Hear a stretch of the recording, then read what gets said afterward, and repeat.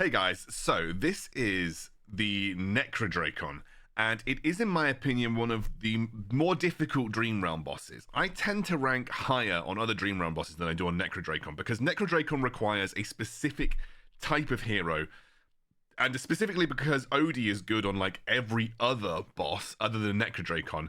Odie's one of my most highly invested characters, so I tend to do worse on bosses where I can't use Odie. However, I have found a comp that doesn't use Mythic plus Reinier.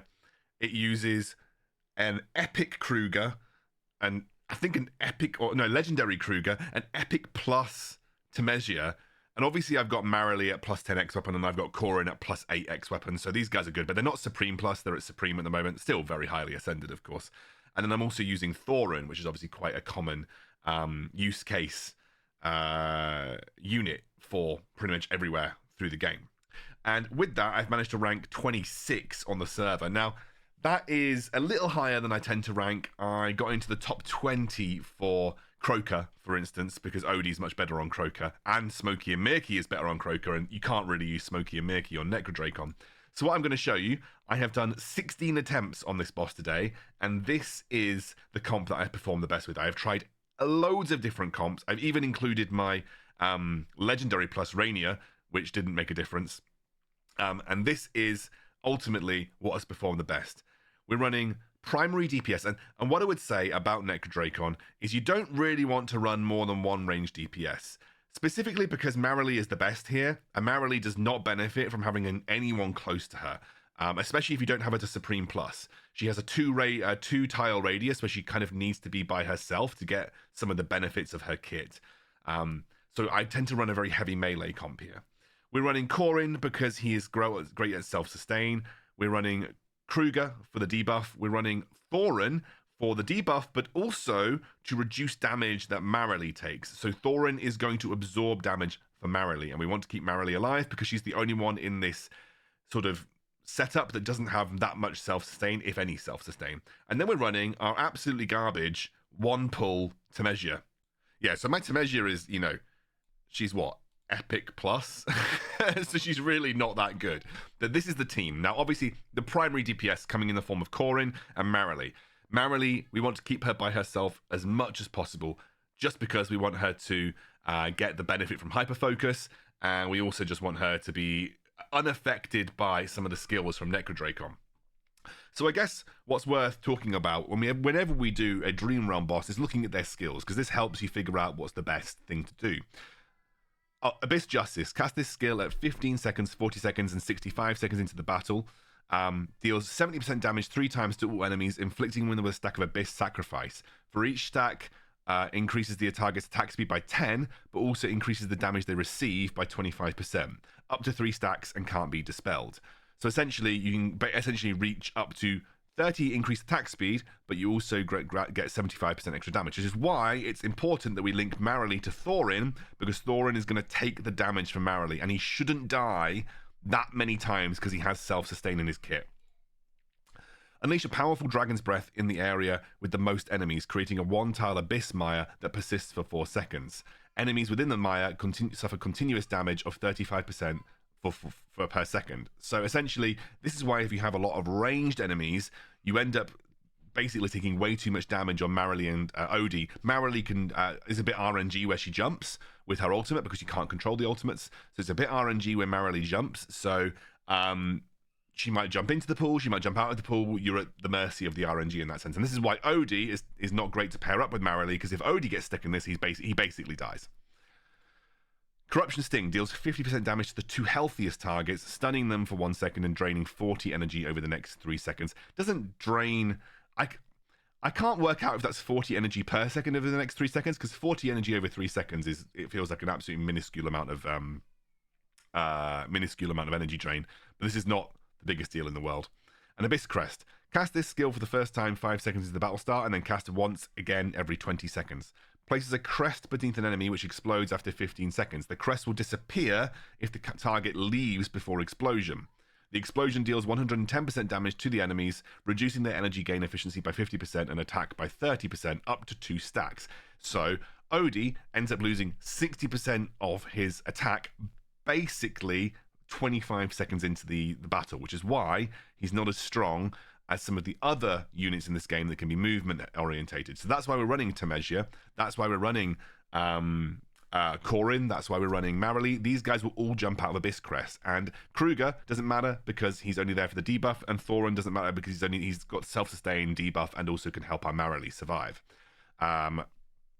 So that's why even at a measly Epic Plus, Temesya is still a good pickup because she can be useful in this sense by not having her attack reduced by 65%. And this is why it's better to run a comp that is designed to facilitate a smaller number of DPS dealers because they're going to get their attack speed buffed, and they're not going to be at the mercy of this massive attack reduction that you can get even just 25 seconds into the fight.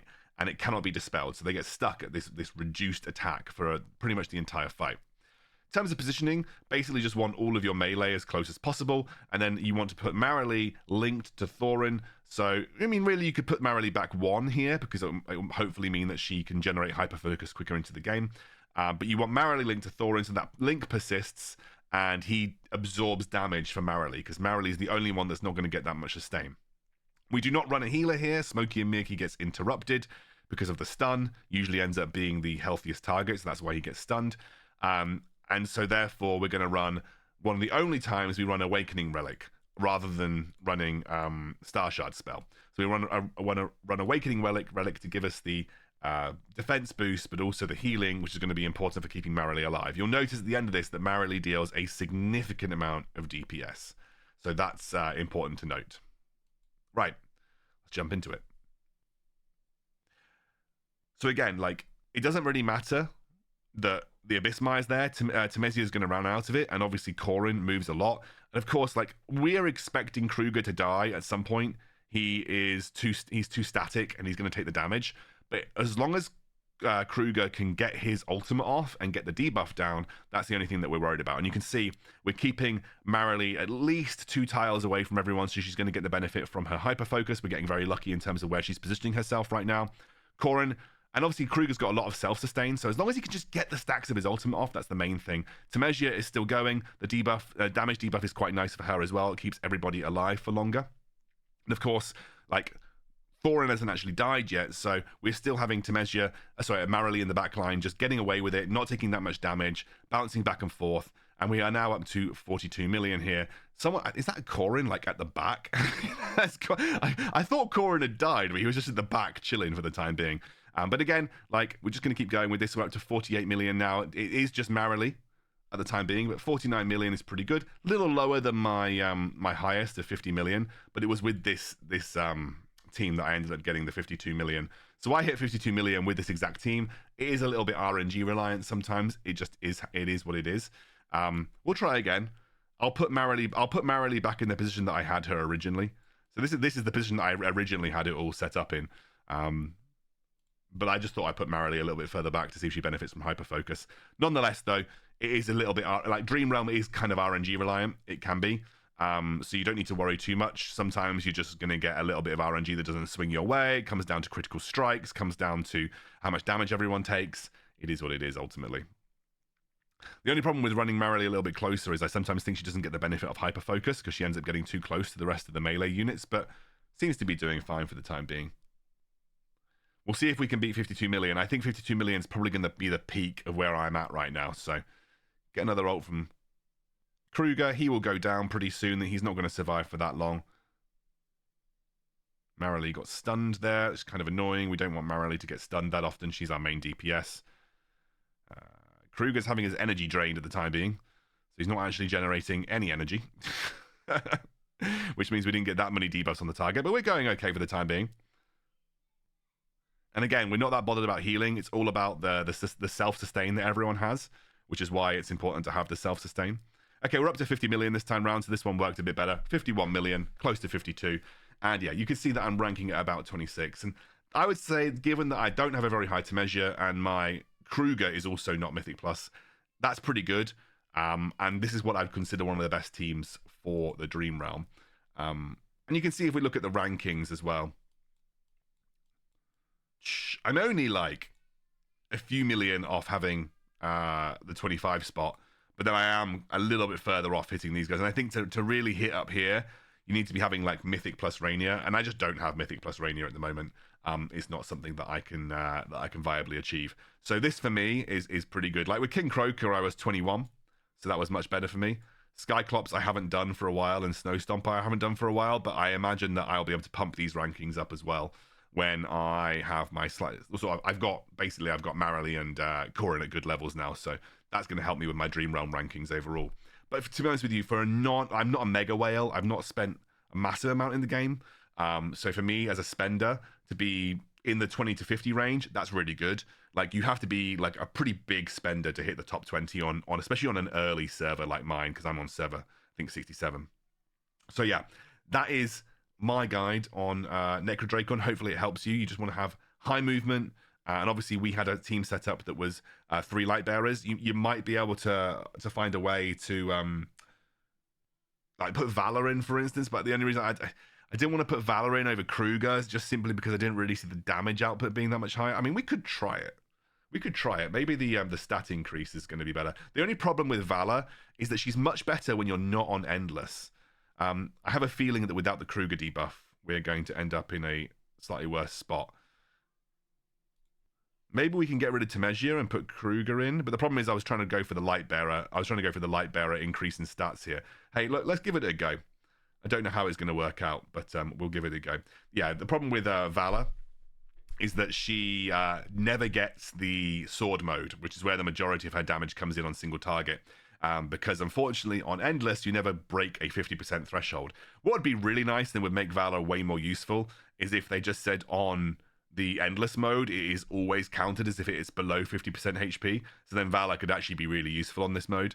Because she's actually useful on Dream Realm if you haven't hit Endless mode yet. Because once you get below 50% HP, she has that true damage, which does so much damage every time she casts her ultimate. But we'll see how we do with Vala. I don't know how we're expecting to get on. She will eventually die before Marily because she doesn't have the support of anyone else. And it's also not great to be running that many ranged. But it looks like because we've got 3 melee for the time being, the Abyss Maya is getting thrown on the front. I have a feeling we're not going to break 50 million here.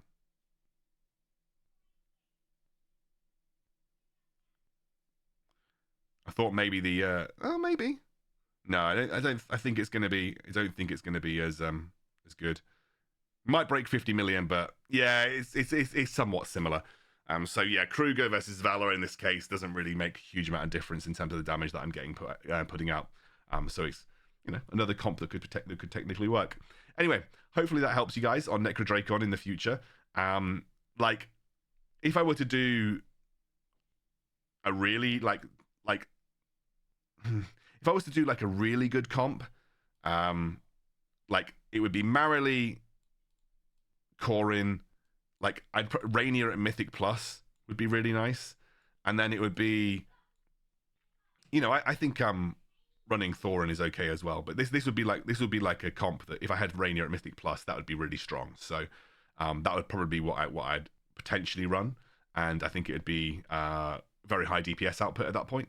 Temesgia is really, really good on this because she has the debuff as well. So Temesgia is a great debuffer and also tank in this scenario.